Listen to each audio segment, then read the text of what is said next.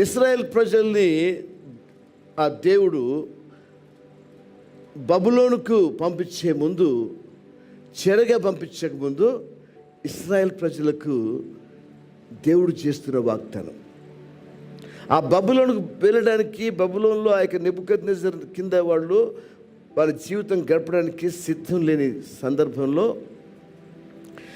దేవుడు ఇశ్రాయేల్ ప్రజలతో మాట్లాడుతున్నటువంటి యూదా ఇశ్రాయేల్ జనాంగంతో మాట్లాడుతున్న దినాలు ఇవి. ఆ యూదా ఇశ్రాయేల్ జనాంగంతో మాట్లాడుతూ వాళ్ళకి ఇస్తున్నటువంటి వాగ్దానం ఇది.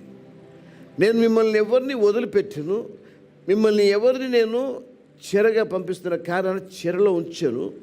అక్కడి నుంచి మీరు ప్రతి విధమైనటువంటి ఆశీర్వాదం అందుకొని, ప్రతి విధమైన ఘనతను మీరు పొందుకొని మళ్ళీ మీ వాగ్దాన దేశానికి నేను తోడుకొని వస్తాను.